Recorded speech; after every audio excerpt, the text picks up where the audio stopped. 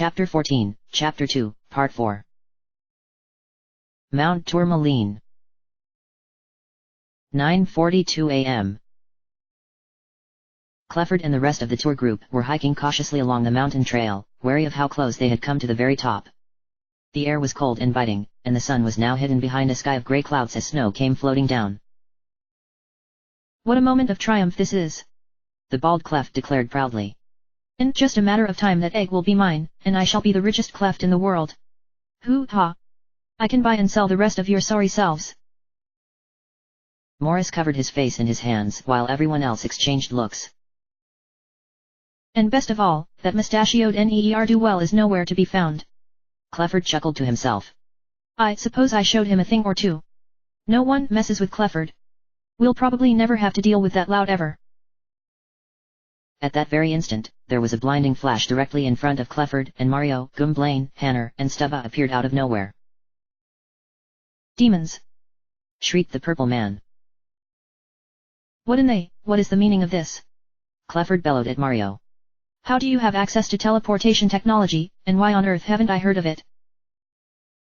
"So much for keeping a low profile," Hannah grumbled. Mario gulped, looking at the group staring at him and realizing that this was probably the worst possible place they could have appeared. Sorry, no time to talk. Gotta run." Clifford was stunned. "What after them, you fools!" he screamed as Mario and his partners scrambled up the path, trying to get away from the Cleft as quickly as possible. "Dude, what's your problem?" demanded the Koopa. "Those guys aren't doing anything wrong. Why exactly are you trying to stop them?" "Yeah. You're being a jerk. Who says we should be helping you?" agreed the Buzzy Beetle. Clifford turned to face the group and narrowed his eyes. "Very well. I was hoping it wouldn't come to this, but if you all help me, you get a complete refund." Silence. "After them!" shrieked the Koopa, and the entire group tore up the mountain after Mario's team.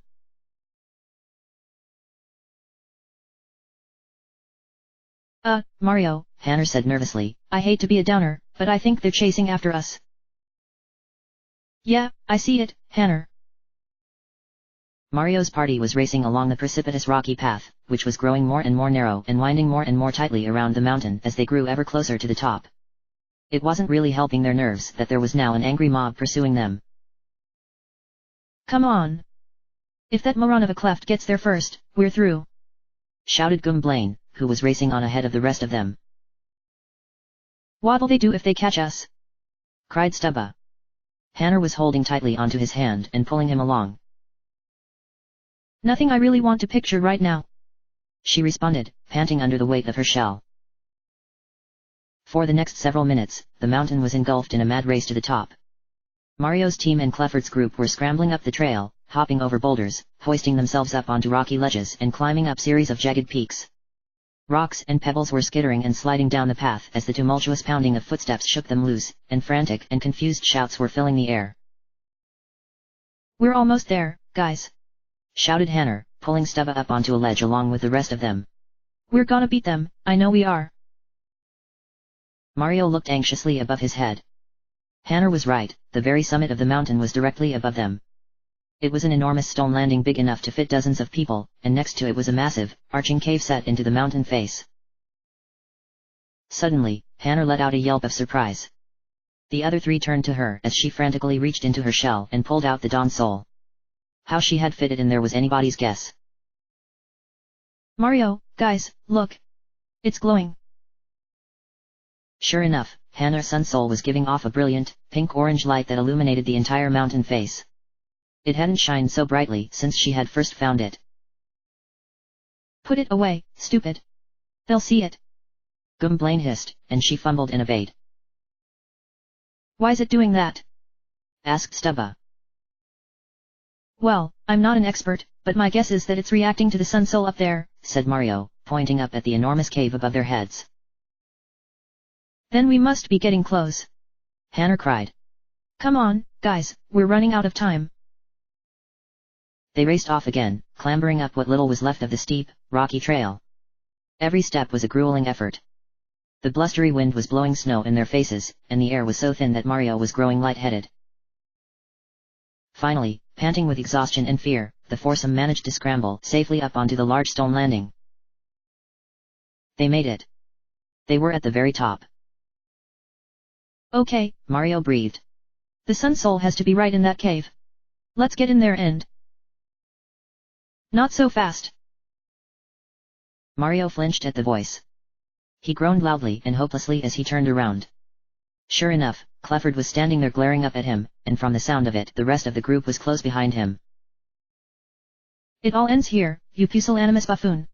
The bald cleft snapped at him. I've made it this far, and that thing is rightfully mine. You'll never get your mitts on it. Ugh. Don't you get it? Hanner said in disgust. We're not after that thing for ourselves, stupid. Yeah. It belongs to one of the Guardians.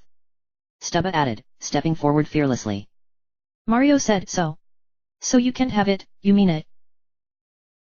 Mario stared down at Stubba. He wasn't sure why, but suddenly he was glowing in pride at the sight of the little clubba. Clifford glowered at him. What? Stop talking nonsense. It's far too late to get me to fall for a ridiculous yarn like that. Now, Mustache Man. If I have to fight you for that thing, I will. Mario stared at him incredulously. I'm not fighting you. You have no choice. Clifford declared, sidestepping between Mario and the cave entrance. The only way in there is through me.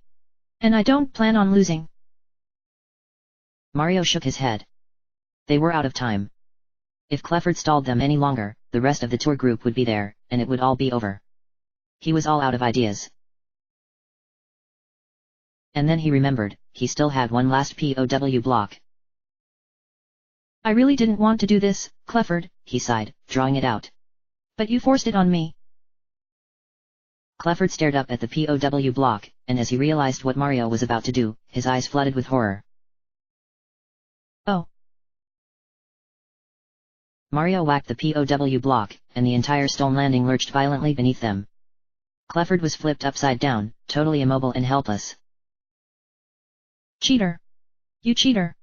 Such cowardice! I've never been so disgusted. He bellowed, but he was completely ignored as Mario, Gumblane, Hanner, and Stubba raced past him and directly into the cave.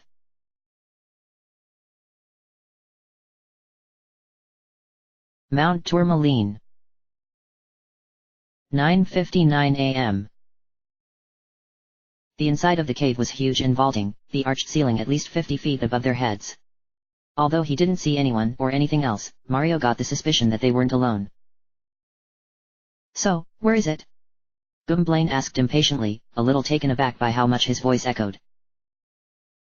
It has to be here somewhere, Hanner said in confusion, looking around. We're at the very top of the mountain, just like Peach said. What if somebody stole it already? Stubba wondered fearfully. Mario had been wondering about that too, but now he just shook his head. That can't be it. We're the first ones here. There's not another person up here. Except for him. Hey. Mario turned to face Hanner, who was staring up at something and looking very, very afraid. He slowly followed her gaze, and his eyes bulged. Something huge, wide, and lumbering was standing in the shadows, glaring down at them. It took one step and passed fully into the light, and the ground shook with the force of several POW blocks as it did so. Its entire body was covered in thick, shaggy white fur. A pair of razor-sharp fangs protruded from its jaw as it growled at them. Even as it stood in a slouch with its knuckles dragging on the ground, Mario nearly fell over as he craned his head up to stare into its eyes. Stubba shrieked. It's the abominable snowman. Hanner screamed. You mean that thing's real? Cried Gumblane. Geez, I ain't ever gonna hear the end of this one. Who are you? Bellowed the enormous monster, immediately silencing the group. Why you in my cave? You annoying guys who wake me up. As Mario heard its voice, he blinked.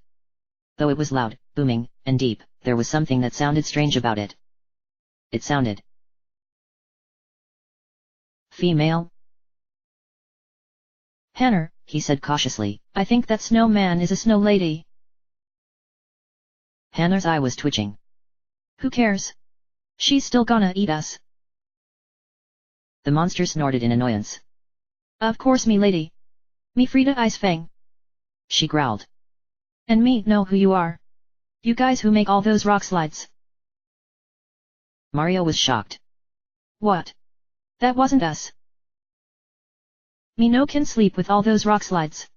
Frida said accusatorily. You guys no should be here. Me punish you now. Without further warning, she started beating her chest and roared in fury.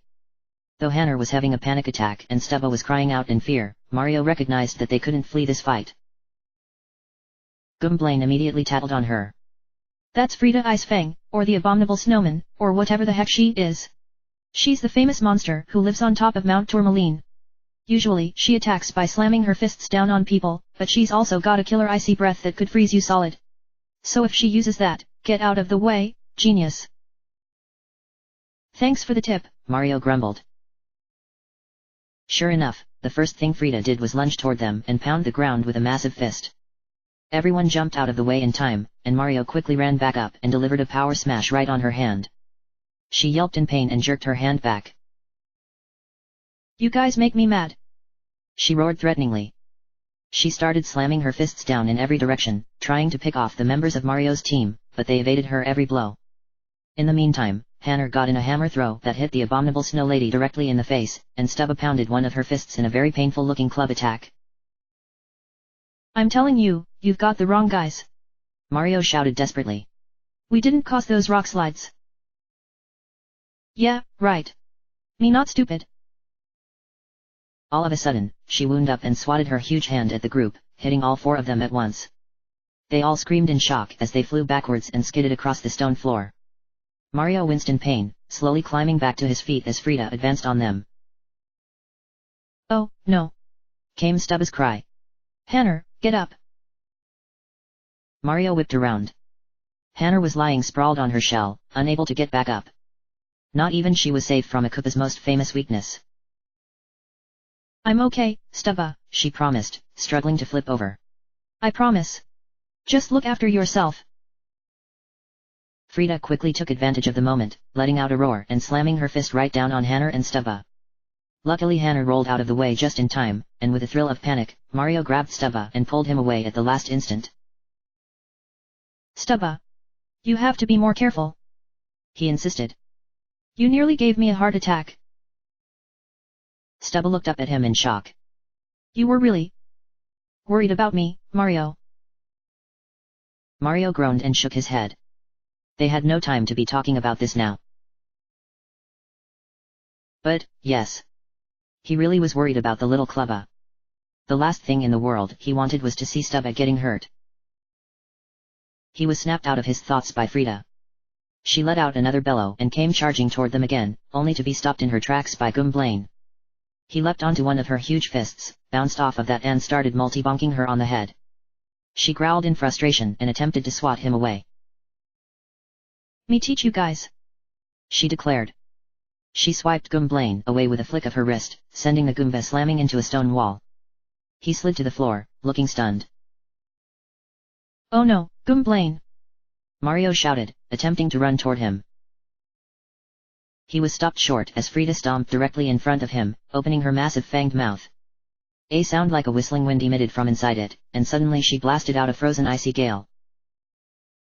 Yikes! Hannah screamed, ducking into her shell just in time. Mario grabbed Stubba and threw both of them to the ground, shielding the little Clubba protectively as he prayed the Arctic blast would miss him. It didn't. It was cold. Horrifically cold. Mario let out a choked gasp as the blast hit him full force, driving the air out of his lungs and encasing ice all over his body. He winced as he felt himself growing immobile. Mario! Stubba screamed, scrambling out from underneath him, unharmed. Mario looked at him helplessly. Stubba! Frida wasn't finished with him yet. Now that he was defenseless, she looked ready to deliver the final blow. She stomped toward him, ignoring Gumblane and Hannah's efforts to halt her in her tracks. Mario watched in terror as she lifted up her fist. He felt like he was seeing it in slow motion. For a long, horrible moment it hovered there, and then it came plunging down, engulfing Mario in its shadow. He squeezed his eyes shut, preparing for the end. And heard Frida bellow in pain. His eyes flew open. Frida was cradling her hand and howling in agony as she staggered backwards. He looked down at himself in complete confusion, deciding he hadn't been hurt. Then he felt his eyes drawn to Stubba, and he realized what had happened. The little clubba was using spike guard, holding his club high above both of their heads in a defensive position. Instead of hitting either of them, Frida had slammed her fist directly down on the club. Are you okay, Mario? He asked in concern. Mario nodded slowly, looking at him in astonishment. Yeah. I'm fine. As the feeling slowly returned to his body, he unsteadily got to his feet. Gwynplaine and Hanner quickly ran to his side as he faced Frida, who was now looking severely weakened. I say, we finish off this freak of nature right now. Gwynplaine snapped impatiently. Couldn't agree more. Hanner declared. All four of them scrambled forward and unleashed their most powerful attacks on the abominable Snow Lady. Stubba had a determined look set into his face as he bashed her with his club at every angle he could manage. Finally, after taking one power bounce too many from Mario, Frida let out a strangled groan and started staggering and swaying dangerously, completely disoriented. The ground shook with every step she took.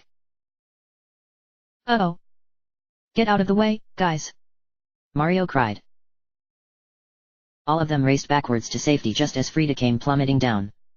She crashed onto the hard stone floor with a force that threw Mario and his partners several inches off the ground. As everything fell still, Mario's group stood frozen in fear for a moment. Finally, they cautiously turned back around and approached her, waiting silently for her to move. But aside from her labored breathing, she was still. Did we win? Hanner asked breathlessly. I think, Mario replied, though with the utmost caution. Gazing at Frida lying there in a daze, he started to feel guilty. She wasn't the real villain, after all. But they'd had no choice. That fight had been self-defense. His thought was cut short by an explosion that rocked the cave and sent him and his partners flying forward and crashing onto the ground. Unbelievable, came a cold, chilling voice from directly behind them. Unbelievable. You actually won. Clutching at himself in pain, Mario turned over onto his front and found himself face to face with the three Dark Striders. You're an even bigger nuisance than I thought, Jaff spat at them. I thought for sure that abominable whatever would waste all of you. Well, you thought wrong, Mario said firmly. He tried to look strong, but that blast of dark energy had been incredibly powerful. From the sight of his partners lying wincing on the ground, none of them had the strength to stand. Yeah. We beat your stupid friend, Gwynplaine growled weakly. Feelin' pretty dumb now, aren't you? Jaff only laughed in response, in a humorless and sinister voice. You're the ones who should be feeling dumb. He snarled. You should have known better than to disobey us. If you had just surrendered without a fight, maybe we would have spared your lives. But now that you've pushed us this far, there's nothing stopping us from ending all of your games right now. And there's two. Before Mario could wonder what he meant by that, the leader of the Dark Striders suddenly snapped his fingers. Two clouds of black smoke puffed up out of nowhere, and when they had cleared, there were suddenly two creatures standing in the room that hadn't been there before. Pell and Nob were each gripping tightly onto one. They were two clubbas, one pink and one blue. Mommy! Daddy! Stubba screamed, forgetting all about his pain and racing toward them. Stubba!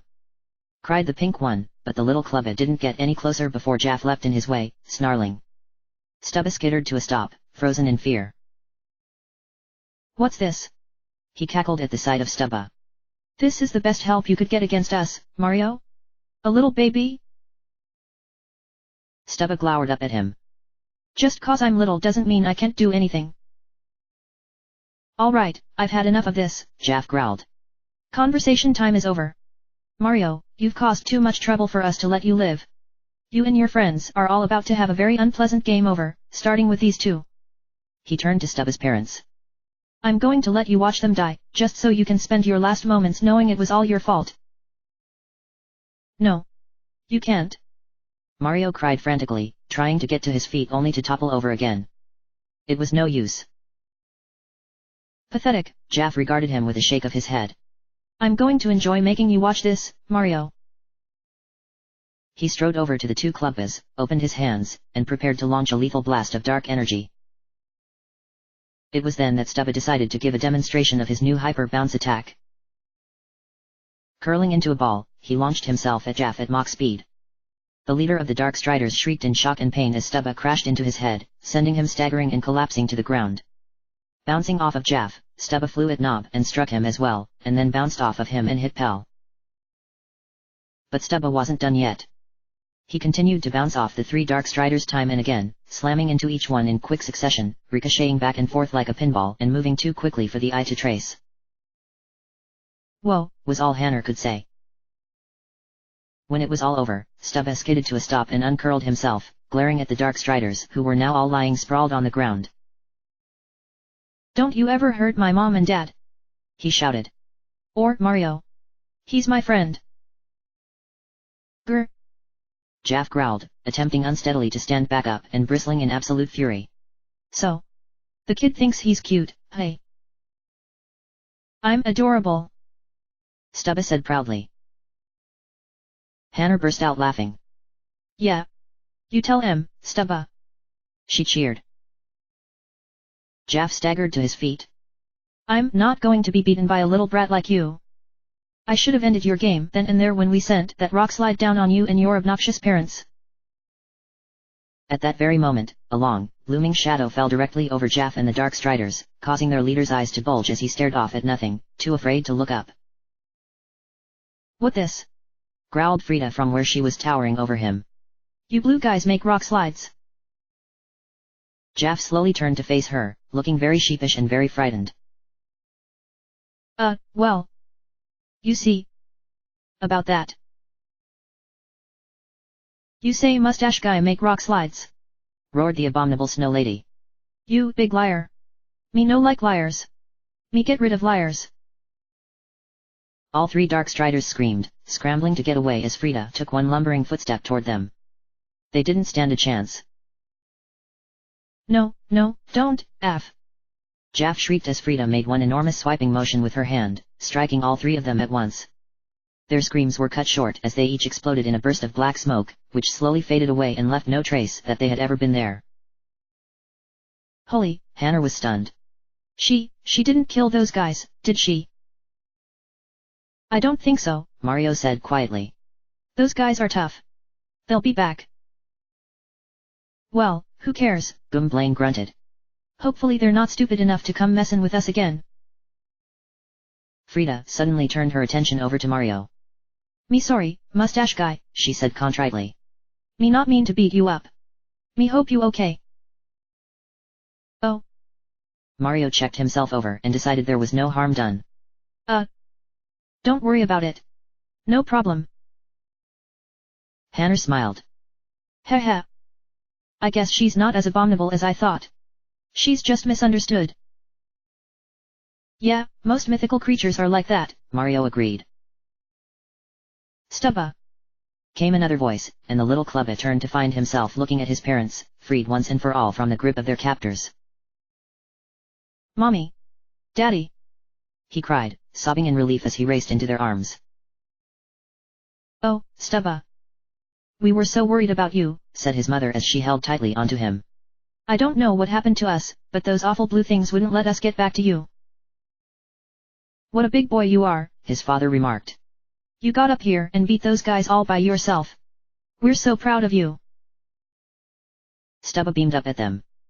"Don't worry, Mom and Dad. I won't let anything bad happen to you, ever." Mario smiled. What a relief. He's back with his family after all. Then suddenly, for the first time, he remembered their task at hand. "Say, Frida. Do you happen to have some kind of glowy egg thing with you? We kind of need it. That's the reason we came up here." Frida looked surprised. "Hey? You mean this thing?" She reached somewhere within her fur and pulled out a very familiar-looking object. It looked like Hanner's sun soul, but its coloring was different. Rather than being the deep and rich color of a rising sun, it was a brighter, more vibrant orange-yellow that spoke of a warm and brilliant morning.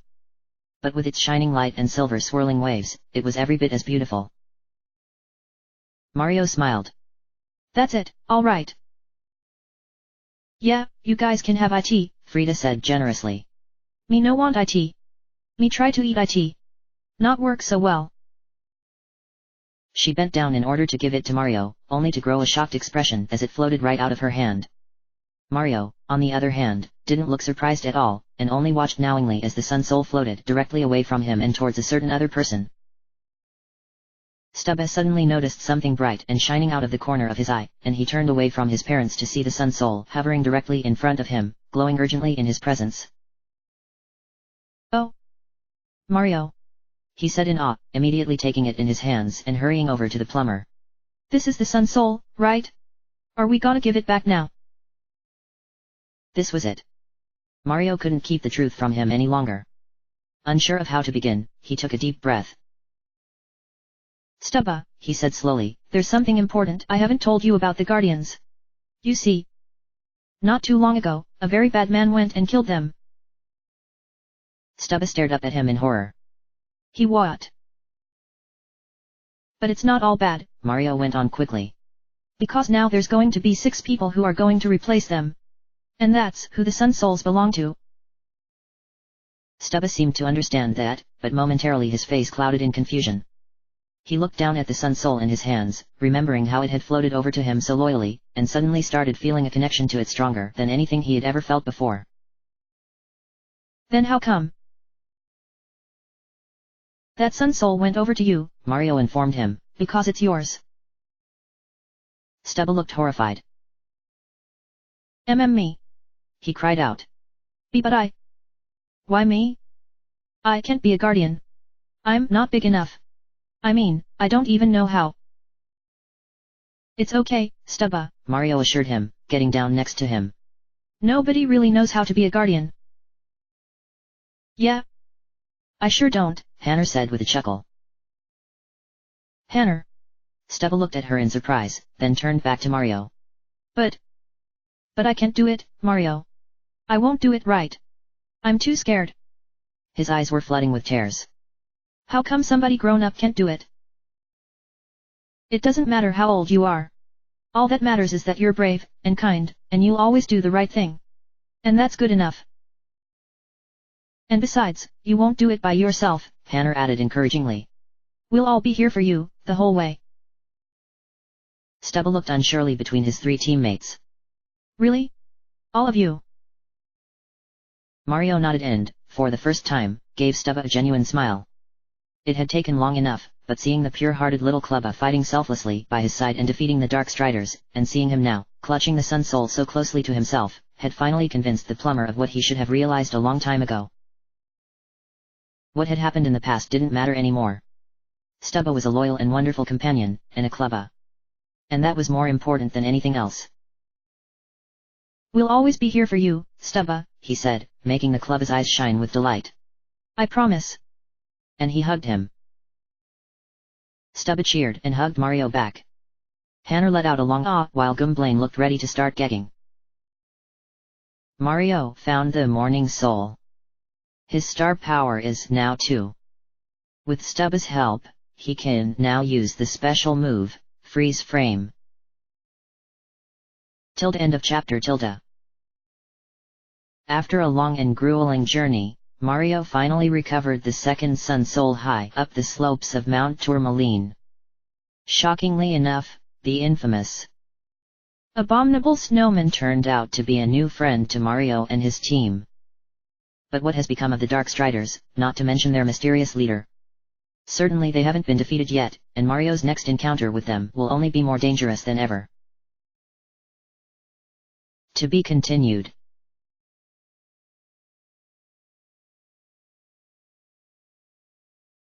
End of chapter.